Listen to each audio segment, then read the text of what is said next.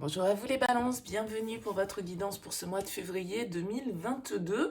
On va aller regarder ensemble les énergies potentielles qui peuvent se présenter à vous sur ce mois à venir. Alors vous gardez bien comme toujours à l'esprit, c'est du général, ça ne peut pas parler à tout le monde. Vous ne prenez que si ce message fait écho, s'il vous aide à cheminer. Allez voir signe ascendant, signe lunaire pour des messages complémentaires. Et puis si vous souhaitez une guidance personnalisée, vous pouvez me contacter sur mon mail lililataro@yahoo.com. J'effectue toujours une approche préalable avant la guidance pour voir si je cerne bien votre situation. Donc dans votre mail, vous me donnez des prénoms, des dates de naissance, le domaine de votre question, pas plus d'éléments. Sinon, forcément, cette première approche perdra de son intérêt. Donc, voilà pour le préambule. Ce mois-ci, on utilise les arcanes majeurs du tarot des fées. On développe avec le Light Sears Tarot. On va découvrir tout de suite ici la vibration, l'énergie principale pour vous sur ce mois de février, les balances. Et vous avez l'arcane numéro 2, la papesse, la grande prêtresse, qui vous dit « Ayez foi en votre intuition, réfléchissez bien avant de passer à l'action. La méditation vous apportera des clés utiles. » Alors la papesse, c'est vrai qu'elle a une certaine forme de sagesse, une certaine forme de passivité aussi, parce qu'elle est plutôt repliée, en forme un peu d'introspection, de réflexion, d'étude, de compréhension. Elle a les clés du savoir, hein, la papesse. Vous voyez qu'elle est avec ce livre ici qui lui permet d'avoir tous les éléments qui sont nécessaires à sa réflexion pour trouver des solutions, pour avancer. Elle sait intuitivement les choses, la papesse, hein. C'est souvent la gardienne des secrets. Elle n'exprime pas forcément, elle ne communique pas forcément, mais elle vient ici nous parler d'intuition, nous parler de ressenti, nous dire que nos intuitions, elles sont justes, que il y a une certaine forme de sagesse, hein, avec cette carte de la papesse qui vous invite en tout cas peut-être sur ce mois de février à développer votre intuition, à écouter cette petite voix intérieure, ce que vous ressentez, hein, parce que vous pouvez y trouver une source importante de savoir, des révélations qui viennent de l'intérieur. Et donc on vous invite en tout cas à prendre du temps pour vous isoler, pour vous promener, pour méditer en pleine nature. Qu'est-ce que je veux réellement? Est-ce que je suis bien en train de suivre mon propre chemin, ou est-ce que je suis en train d'essayer de faire plaisir aux autres? Il y a l'idée d'être en accord avec ses choix, et que ces choix soient pour le plus grand bien de nous-mêmes, bien évidemment, et de tous, hein. Donc, écoutez votre intuition, écoutez peut-être aussi ce qui peut se passer dans vos rêves, hein. Ici, avec la papesse, vous pouvez y trouver des informations et des messages importants. Il y a une idée en tout cas de réflexion avant l'action, de planification. Bon, on va voir un petit peu ce qui ressort dans votre tirage, et on va tout de suite regarder dans quelles énergies vous abordez ce mois de février. La 10 d'épée, ok, et la reine de denier. Alors là, ici, vous ouvrez ce tirage avec la 10 d'épée. Il y a quelque chose de compliqué, il y a quelque chose de difficile peut-être que vous êtes en train de vivre là, sur ce mois de février. La 10 d'épée, ça nous parle quand même d'un échec, de la ruine, de quelque chose qui se termine, de quelque chose qui nous a mis à terre, qui nous a fait souffrir physiquement, psychologiquement, qui nous a blessés, qui nous a fait passer des nuits pas très sereines. Vous voyez, hein, le 10 d'épée, c'est quand même une certaine forme de...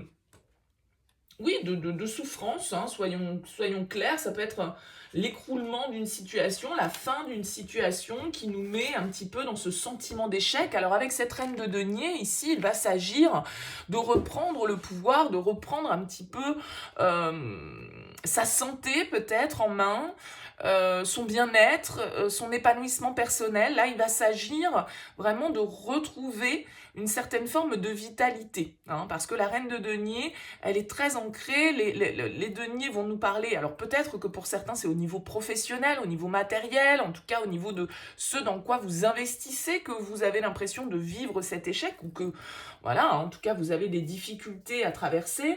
Avec le 10 d'épée, on a fait le tour, on est arrivé à rien, donc ben voilà, c'est une souffrance,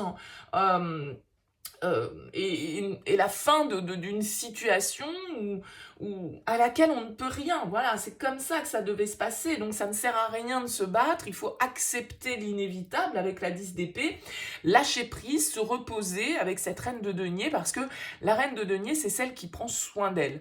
Alors il y a vraiment cet aspect santé, hein, peut-être pour certains d'entre vous. Vous avez besoin ici de vous ressourcer, de vous reposer, de vous retrouver avec vous-même pour aller chercher certaines réponses, comprendre un petit peu ce qui s'est passé, évoluer, s'écouter, hein. Donc là, il y a une situation, en tout cas, qui est en passe de se terminer sur ce mois de février, mais cette fin peut se faire effectivement dans une certaine forme de souffrance, hein. Il y a quelque chose ici qui est de l'ordre de la trahison, peut-être, qui est de l'ordre de, voilà, d'une rupture, d'un échec que vous vivez dans la manière dont vous avez voulu construire quelque chose, quel que soit le domaine de votre vie. Donc, la reine de denier, elle reprend un petit peu tout ça en main, elle prend soin de sa santé, de son alimentation, de son corps, de sa famille, des siens, de son foyer. Donc, elle est tournée vers une certaine forme d'abondance qu'il va être là peut-être nécessaire d'être focalisé là-dessus sur ce mois de février. Alors, on va voir quel est votre objectif ici. Votre objectif, c'est la cavalier de bâton, le cavalier de bâton. Cavalier de bâton ici nous dit que vous avez envie de reprendre un petit peu le pouvoir, vous avez envie de reprendre du poil de la bête, entre guillemets, après ce 10 d'épée qui vous a peut-être mis à terre psychologiquement ou physiquement. On nous dit ici qu'avec le cavalier de bâton, il y a une nouvelle énergie que vous avez envie de retrouver. Ce cavalier de bâton, il est fougueux, il est passionné, il a envie, il bouge, il va vivre de nouvelles expériences. Il est ouvert à une certaine forme de découverte, de nouveauté, vraiment d'énergie positive qui nous donne envie de s'éclater, quoi, en gros, d'un certain côté. Alors, bien évidemment, tout va dépendre du domaine de vie dans lequel vous êtes touché par tout ça, mais avec un cavalier de bâton, en tout cas, on est prêt à foncer, on est prêt à reprendre le pouvoir, à retrouver une certaine forme d'enthousiasme, d'impatience, de rentrer dans la compétition de nouveau, même si peut-être qu'on a vécu un échec à un moment donné, il y a quelque chose qui a été difficile à traverser. Ok, c'est pas grave, ça c'est terminé, c'est fini, je suis arrivé au bout, je rentre de nouveau dans la bataille et je fonce. On se lance en tout cas à fond, avec enthousiasme, avec énergie. On a envie de changement, on a envie que ça bouge, du mouvement, du déplacement, du voyage, quel que soit le domaine et quelle que soit la manière dont ça se matérialise. Le cavalier de bâton, il a la fougue, il est actif, il est attirant, il est passionné, il est passionnant. Donc, vous, c'est votre objectif. C'est sans doute de retrouver une certaine forme de vitalité, d'envie de vous battre. Ici, peut-être après une période un peu compliquée. Qu'est-ce qui va vous aider? La 4 de coupe. Ah tiens donc, en aide. La 4 de coupe, c'est une carte qui nous parle très souvent un petit peu de passivité, d'inertie. Avec le 4 de coupe, on n'est pas totalement satisfait, mais c'est bon. On dirait c'est tranquille, c'est stable avec le 4 de coupe. Il y a cette idée, encore une fois, ici, on vous parlait de méditation qui pouvait vous apporter des clés d'une certaine forme de repos, ici, de prendre soin de soi, peut-être de se réparer de certaines souffrances qu'on a pu vivre. Le 4 de coupe, il va un petit peu dans ce sens-là, s'il ressort en force pour vous, parce que c'est une carte qui va nous parler de tranquillité, de stabilité, d'un besoin de repos, hein. On a envie, peut-être, ici, alors, soit de rester chez soi tranquille et de ne pas bouger et de se reposer, soit au contraire de sortir de cette position dans laquelle vous avez pu être à un moment donné, puisque ici vous semblez quand même avoir envie d'une certaine forme de fougue, d'une certaine forme de vitalité, de mouvement. Voilà, avec le cavalier de bâton, on a envie que ça bouge. Alors peut-être que ce 4 de coupe, il nous parle un petit peu d'un réveil. On sort un peu de l'immobilisme avec ce 4 de coupe et on se décide de changer les choses. Parce que là, il y a quelque chose qui vous a mis à terre. Il y a quelque chose qui vous a mis dans cette situation d'échec ici. Et là, vous avez envie de reprendre, comme je le disais, du poil de la bête et peut-être ici de sortir du coup de l'immobilisme, sortir d'une situation dans laquelle vous vous sentiez peut-être un petit peu empêtré, peut-être que vous réévaluez certaines options dans votre vie que jusqu'alors vous aviez rejetées, des offres de collaboration, des propositions. En tout cas, on ouvre l'œil avec le 4 de coupe, on ouvre l'œil et on est attentif à ce qui se passe autour de nous pour pas laisser passer certaines ouvertures, pour pas laisser passer certaines possibilités qu'on ne percevait peut-être pas jusque-là, qui nous paraissaient d'ailleurs peut-être impensables jusque-là. Et donc là, on peut oser certaines choses que l'on n'osait pas forcément avant. Par exemple, postuler à un emploi qui... on n'aurait jamais osé postuler à ce type de poste plus tôt, vous voyez. Peut-être qu'on va chercher de l'aide avec ce 4 de coupe. Plutôt que d'attendre qu'on nous propose quelque chose, on va le chercher. On appelle au lieu d'attendre la réponse. Vous voyez, il y a quelque chose comme ça avec le 4 de coupe qui fait que pour aussi retrouver cette énergie, cette fougue, eh bien, il va falloir aussi que ça vienne d'une impulsion forcément de votre part. Alors, qu'est-ce qui va vous challenger ici ? Cavalier de denier, ok. Le cavalier de denier en challenge, il va nous dire quand même qu'on doit garder en tête un objectif à long terme. Qu'est-ce qu'on veut dans la durée? Dans quoi on a envie d'investir notre énergie? Quelles sont nos valeurs? Dans quelle situation on a envie de faire des efforts? Comment on a envie de construire? Le cavalier de denier, il a vraiment une vision à long terme, d'accord? Il est persévérant, il lâche rien, il est focus sur quelque chose. Alors, il y va pas très rapidement, il y va plutôt lentement, le cavalier de denier. Alors, peut-être que vous avez envie que là, les choses, elles bougent rapidement avec ce cavalier de bâton. Et là, on vous dit... ouais, ça va peut-être pas aller aussi vite que vous le pensez.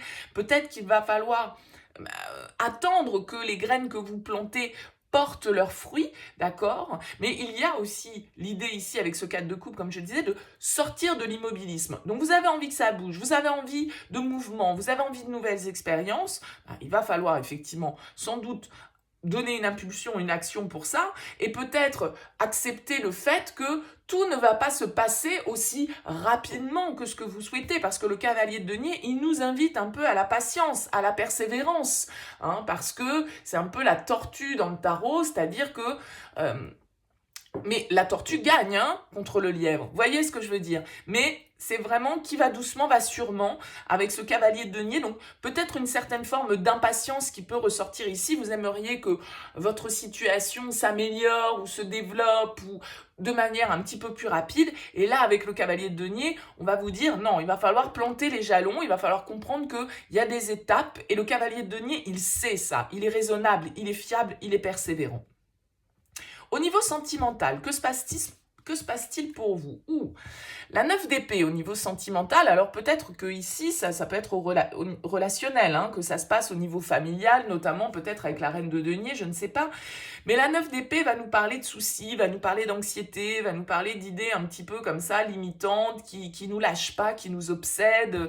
Il y a une forme de déprime, il y a une forme de burn-out avec cette carte du 9 d'épée. Alors c'est des énergies qui peuvent effectivement nous entraîner un petit peu vers le bas, qui peuvent nous faire voir le verre à moitié vide plutôt qu'à moitié plein. On a tendance à être dans une certaine forme de pessimisme parce que notre esprit part dans tous les sens.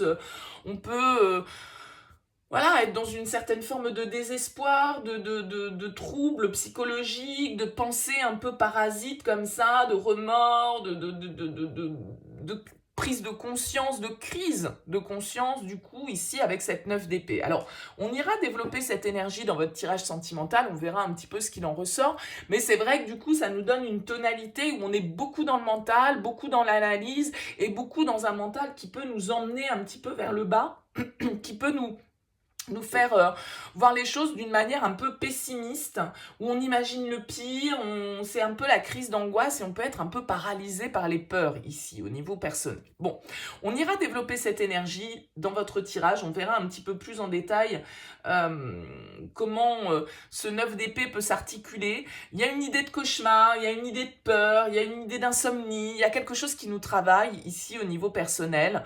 Bon, on a vu ici, de toute façon, avec la 10 d'épée, que vous pouviez être en train de traverser une épreuve, qu'elle soit personnelle ou professionnelle, ou familiale. Voilà, ça peut, de toute façon, avoir des répercussions sur l'ensemble des sphères de votre vie, bien évidemment.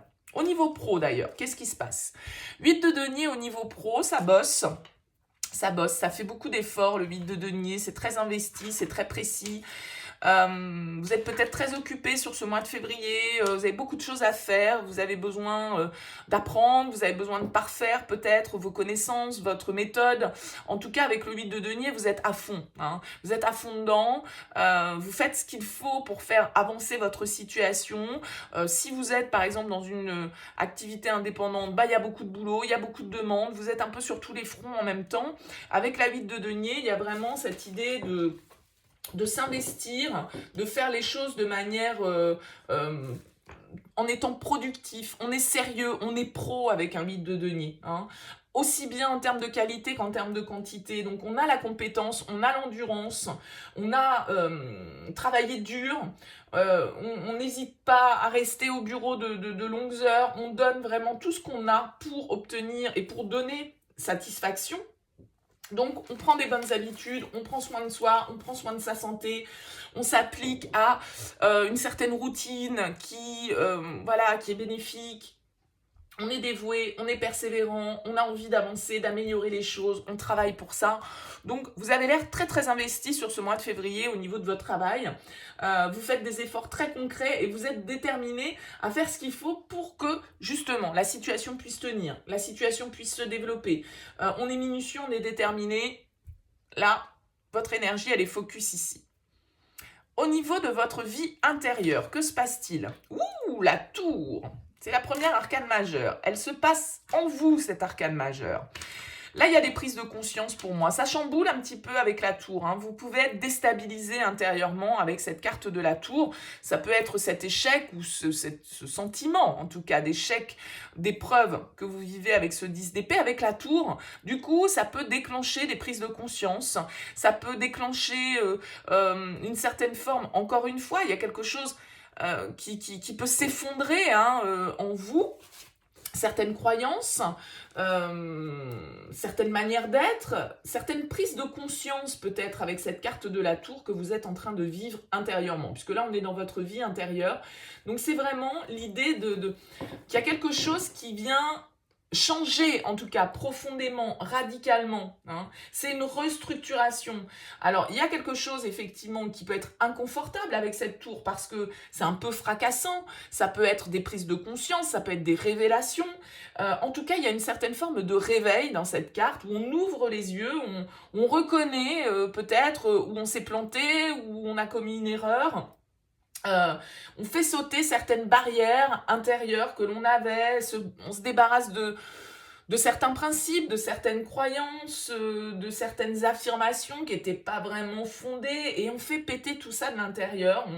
On ouvre peut-être aussi les yeux des autres, on les secoue, j'en sais rien, ça peut marcher dans les deux sens, mais on a envie d'exploser peut-être aussi, hein, de jeter l'éponge, ça suffit, quoi. Bon, envie de foutre tout le monde dehors, quoi, un peu avec la tour, mais voilà, il y a l'idée ici de sortir de certaines illusions, de prendre conscience vraiment qu'il y a certaines de nos fondations qui ne sont plus cohérentes et adaptées à ce que l'on est, à ce que l'on vit aujourd'hui et qu'il faut lâcher. Donc là, il y a des grosses prises de conscience, d'où cette papesse. Écoutez-vous, hein, prenez ce recul nécessaire sur vous-même pour pouvoir trouver les clés, pour pouvoir trouver les réponses et avancer. Fin de mois, comment ça se passe? La 7 de bâton. Avec la 7 de bâton, on est motivé, on a envie de se défendre. Hein. Peut-être que vous êtes dans une situation là où vous devez argumenter, vous devez défendre vos idées, défendre votre point de vue, défendre vos positions. Il y a une attitude un petit peu d'attaque-défense avec le 7 de bâton, donc on peut se sentir attaqué, on peut avoir le sentiment ici de devoir se protéger des autres, se protéger des attaques extérieures. En tout cas, il y a le fait de rester déterminé quoi qu'il en coûte avec le 7 de bâton.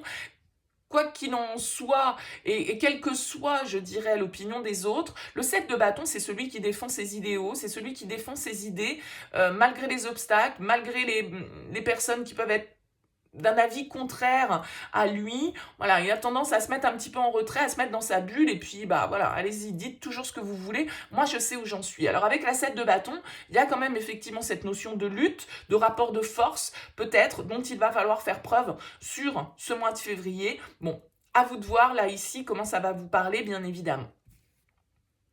Ouais, 2 de bâton, on est dans la réflexion, on est dans l'évaluation d'une situation, on se projette, On regarde un petit peu les différentes possibilités qu'on a devant soi avant d'agir, avant de trancher, avant de décider. Il y a une notion ici de mouvement, de voyage, de planification avec le 2 de bâton. Alors il se peut là que vous viviez une situation un petit peu tendue, un petit peu déstabilisante quand même, assez clairement sur ce mois de février. Mais là vraiment on vous dit de vous faire confiance, de faire confiance à votre intuition les balances.